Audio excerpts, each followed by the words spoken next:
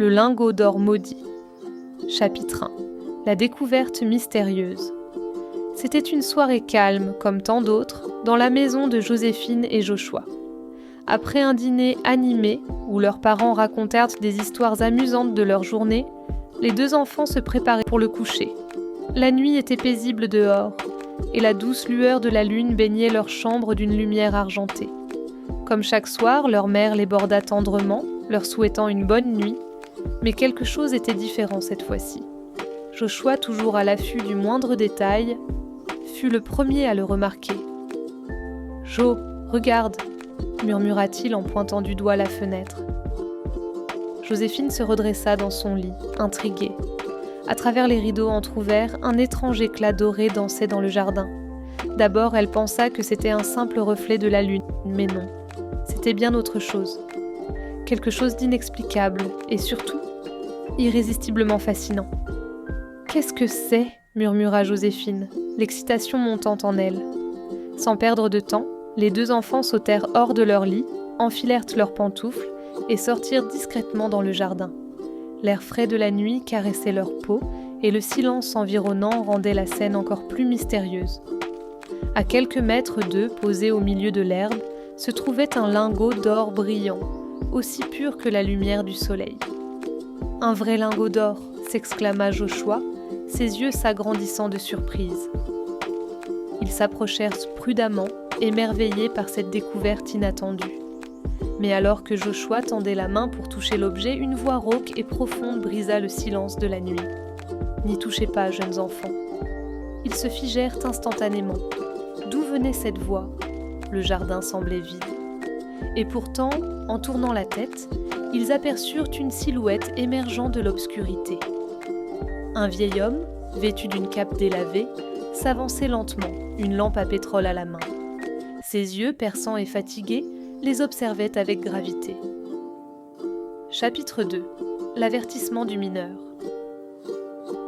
Le vieil homme avait l'air de sortir d'une autre époque, son visage marqué par les années et son regard empreint d'une profonde sagesse. Joséphine et Joshua, d'ordinaire intrépides, ressentaient une pointe de frayeur face à cet étranger sorti de nulle part. « Qui êtes-vous » osa demander Joséphine, serrant un peu plus fort la main de son frère. L'homme posa son regard sur le lingot d'or avant de revenir vers eux. « Je suis un simple mineur, ou du moins, je l'étais. Ce que vous avez devant vous est bien plus qu'un simple lingot d'or. C'est un objet maudit. » Joshua fronça les sourcils. « Maudit ?» Le vieil homme hocha la tête, ses yeux se remplissant d'une sombre mélancolie. Ce lingot fut extrait des profondeurs de la terre par des hommes avides et cruels. Ils ont ignoré les avertissements anciens et depuis ce jour, quiconque tente de le garder pour lui seul voit sa vie transformée en cauchemar. Les jumeaux échangèrent un regard inquiet. L'idée d'être riche leur avait traversé l'esprit, mais maintenant, ils n'étaient plus aussi sûrs. Joséphine demanda « Alors, que devons-nous faire ?» Le mineur, voyant qu'ils étaient sincères, s'assit sur une souche d'arbre proche et leur raconta l'histoire du lingot. Il appartenait autrefois à une grande civilisation qui avait prospéré en harmonie avec la nature. Mais un jour, un groupe d'aventuriers, assoiffés de pouvoir, volèrent cet or sacré. Depuis lors, la malédiction poursuivait ceux qui cherchaient à s'enrichir sans conscience.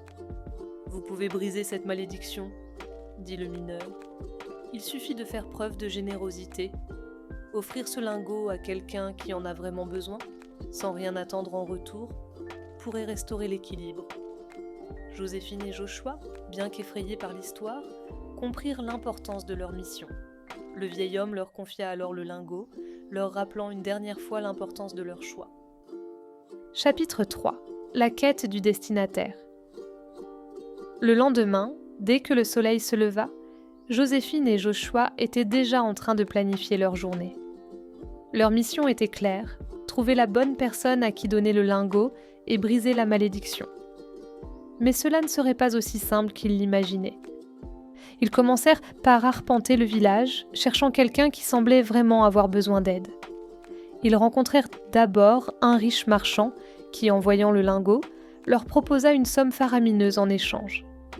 Joshua, attiré par la tentation, commença à hésiter, mais Joséphine lui rappela que l'homme n'était pas dans le besoin et qu'il ne cherchait qu'à s'enrichir davantage. Ils poursuivirent leur quête. Plus tard, ils tombèrent sur une vieille dame, vêtue de haillons, qui mendiait dans la rue. Joséphine se dit qu'elle pourrait être la personne à qui donner le lingot, mais en parlant avec elle, ils découvrirent que cette femme préférait vivre humblement et ne souhaitait pas la richesse. Sa sagesse et sa satisfaction de ce qu'elle possédait les impressionnèrent. Ils commencèrent à douter. Comment sauraient-ils qui était la bonne personne ? Leur aventure commençait à sembler plus complexe qu'ils ne l'avaient imaginé. Le soleil commençait à décliner lorsqu'ils arrivèrent près d'un petit pont en bois où un jeune garçon jouait seul avec une balle dégonflée. Chapitre 4 : Le garçon sous le pont. Le garçon les salua avec un sourire éclatant, malgré la pauvreté évidente dans laquelle il vivait.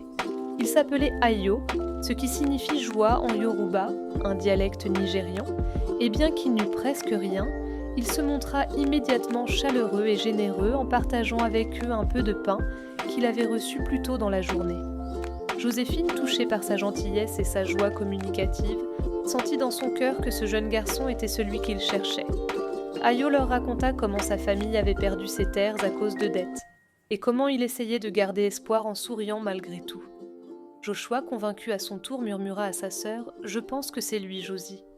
Avec douceur, Joséphine tendit le lingot à Ayo. « Ceci est pour toi, mais pas seulement pour toi.